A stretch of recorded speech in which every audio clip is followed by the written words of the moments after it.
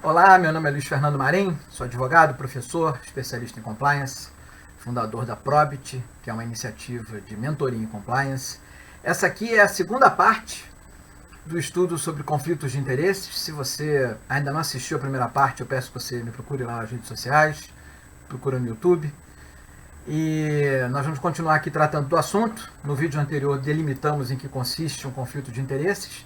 E agora nós vamos debater aqui as grandes dificuldades que existem para que nós identifiquemos os conflitos de interesses nas corporações, nas instituições, as espécies de conflitos de interesses e espécies de tratamentos adequados para os chamados conflitos de interesses, ou seja, como é que nós vamos lidar com os conflitos de interesses. Pois bem, eu vou começar aqui com a questão das dificuldades que nós temos para lidar com os conflitos de interesses, né? Em primeiro lugar, uma grande dificuldade que nós temos é a nossa tímida regulamentação legal a respeito dos conflitos de interesses. Se nós formos fazer uma consulta ao Código Civil, por exemplo, nós vamos identificar apenas 2 dispositivos destinados ao assunto. Dos mais de 2.000 artigos do Código Civil, apenas 2, repito, dispositivos são destinados ao assunto. É verdade que se nós formos analisar todas as relações negociais sob o prisma dos princípios da boa-fé e da probidade, obviamente nós vamos encontrar também um respaldo jurídico para o tratamento dos conflitos de interesses a partir desses princípios negociais, princípios contratuais, né? Artigo 113 do Código, artigo 422 do Código Civil. Porém, eu até defendo num outro estudo, tem um artigo meu publicado sobre o tema, né, que nós devemos fazer uma distinção entre boa-fé e probidade.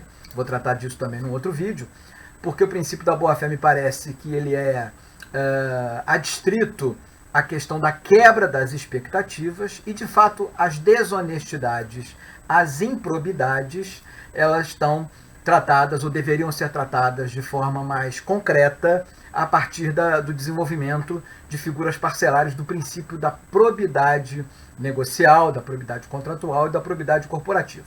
Você pode me procurar lá no LinkedIn, eu tenho esses artigos lá publicados. Agora, os conflitos de interesses, eles podem até estar na órbita tanto da desonestidade quanto da mera quebra de expectativas. A pessoa às vezes sequer consegue compreender que está inserida num conflito de interesses e precisa ser avisado por outros. É verdade, isso às vezes acontece. O indivíduo não tem a percepção de que ele está inserido numa situação de conflito de interesses e é evidente que isso aí não configura uma desonestidade. Mas às vezes a pessoa sabe que está inserida no conflito de interesses e ainda assim quer participar do processo decisório, quer influenciá-lo com objetivo pouco elogiável, não é verdade? Pois bem, então, quais seriam essas dificuldades? Primeiro, essa tímida regulamentação legal, repito. Então, os 2 artigos do Código Civil que tangenciam, ou melhor dizendo, eles expressamente mencionam os conflitos de interesse são os artigos, o parágrafo único do artigo 1010 do Código Civil. Ele vai dizer o seguinte: responde por perdas e danos o sócio que, tendo em alguma operação interesse contrário ao da sociedade, participar da deliberação que a aprove graças a seu voto. E o segundo também é um dispositivo do direito societário, típico do direito societário, do capítulo do direito societário do Código Civil, parágrafo único do artigo 1012. Fica sujeito a sanções o administrador que, tendo em qualquer operação interesse contrário ao da sociedade, tomar parte na correspondente deliberação. Pois bem, isso no Código Civil. Na lei das SA, na lei 6.404 de 76, já há uma regulamentaçãozinha um pouco mais profunda, ou seja, mergulha o direito societário aí de maneira um pouquinho mais aguda na questão dos conflitos de interesses.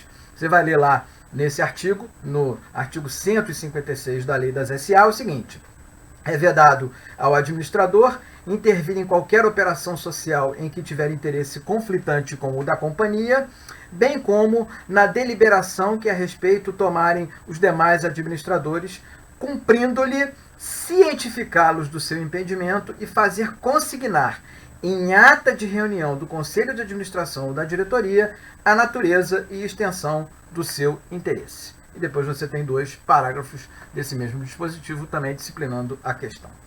Também é verdade que na órbita do direito mobiliário A Comissão de Valores Mobiliários possui várias resoluções, várias normas estabelecendo determinadas premissas a respeito dos conflitos de interesses, né, nos fundos de investimento, mais especificamente, muitos fundos imobiliários.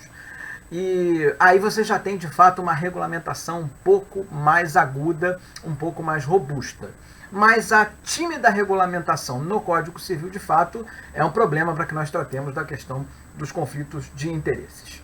Uma outra dificuldade que nós precisamos transpor para lidar com a questão da relação entre vendedores, dos fornecedores daquele supermercado, e os compradores do supermercado. Mas a verdade é que é muito difícil tratar dos conflitos de interesses, porque quanto mais você sobe na hierarquia organizacional, mais propícios para conflitos de interesse se encontram os ambientes. Porque geralmente você tem mais poder decisório exatamente nos ambientes mais acima da pirâmide organizacional, não é verdade?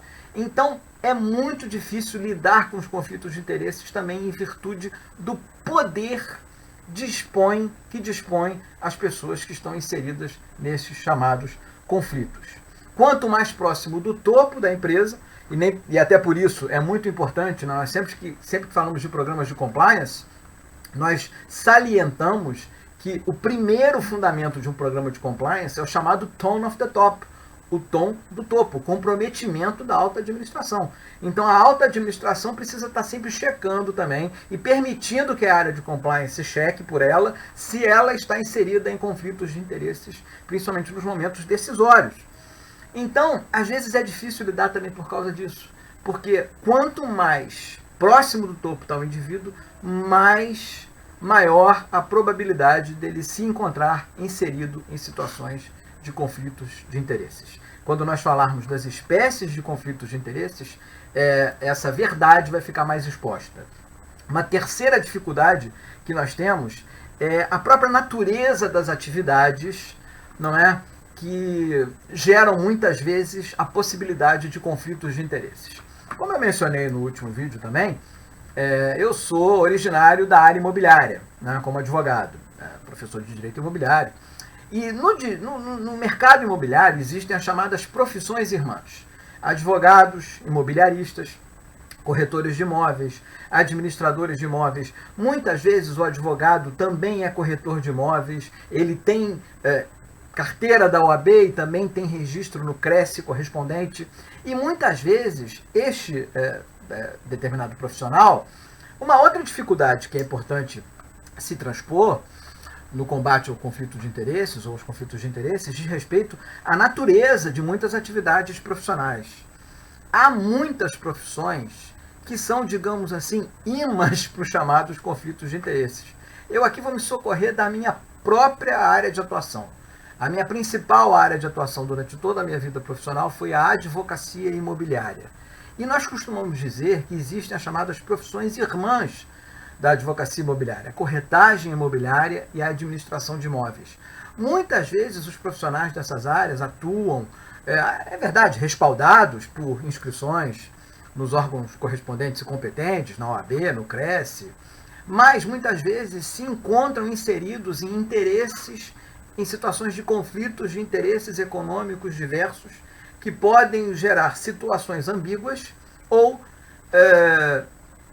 desconformidades também, evidentemente, mas principalmente conflitos éticos na hora da tomada de decisões. Às vezes o advogado, na hora da tomada de decisão para uma determinada estratégia processual, pode estar, de certa maneira, influenciado por um conflito de interesses, por ele ser também corretor de imóveis, por ele também administrar os imóveis.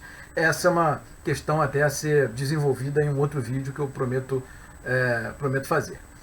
Um terceiro desafio imenso no que diz respeito ao combate aos conflitos de interesses é porque muitas vezes você precisa de um maior investimento, não só financeiro, não estou falando só disso, mas investimento de energia, investimento de vontade mesmo, no sentido do confronto político com quem está inserido no conflito de interesses. E muitas vezes os chamados conflitos de interesses, eles estimulam o corporativismo eles estimulam o que nós chamamos de comportamento de manada, não é? Que até aqui o Me Socorro deste elemento forte da análise econômica do direito, para que nós identifiquemos, como foi falado no vídeo anterior, o chamado custo da desonestidade. O que é o comportamento de manada no que diz respeito ao conflito de interesses? Há determinadas empresas que já estão, de certa maneira, até mesmo acostumadas a um modus operandi de conflitos de interesses. Todo mundo funcionou sempre daquela maneira, todo mundo funciona daquela maneira, então o principal argumento contrário ao combate aos conflitos de interesses é exatamente o todo mundo faz. O todo mundo faz é um grande problema no que diz respeito aos conflitos de interesses, não é? Outro problema é que as pessoas tendem a minimizar a importância dos conflitos de interesses. E no vídeo anterior, mais uma vez, peço permissão para fazer referência a ele, né, nós já tratamos desse assunto, né? Porque muitas pessoas não sabem, mas os conflitos de interesses configuram um manancial de possibilidades abertas para fraudes e outros delitos corporativos. Tá? Um outro aspecto ainda nessa seara, nessa linha de raciocínio, diz respeito ao medo de retaliação. É muitas vezes difícil combater os conflitos de interesses, justamente porque aquele comportamento de manada que eu mencionei há pouco faz com que as pessoas contrárias àquele ambiente de interesses conflitantes, né, de ambiente dominado por interesses conflitantes, ela tenha medo de reagir contra aquilo em virtude de possibilidade de retaliações no ambiente corporativo, no ambiente de trabalho, né? Pois bem, passo a tratar agora das chamadas espécies de conflitos de interesses, né? Que a partir do momento em que nós começarmos a desenvolvê-las, ficará também mais fácil de nós identificarmos, porque foi dito há pouco que quanto mais alto na pirâmide organizacional se encontrar o colaborador, o funcionário, o indivíduo, maior a probabilidade dele estar inserido em conflitos de interesses, né? Pois bem, nós podemos, num primeiro momento, e devemos fazer a distinção entre conflito de interesses verdadeiro ou factual e conflito de interesses potencial ou possível. Ou seja, no conflito de interesses verdadeiro ou factual, o indivíduo está claramente e evidentemente inserido em um conflito de interesses.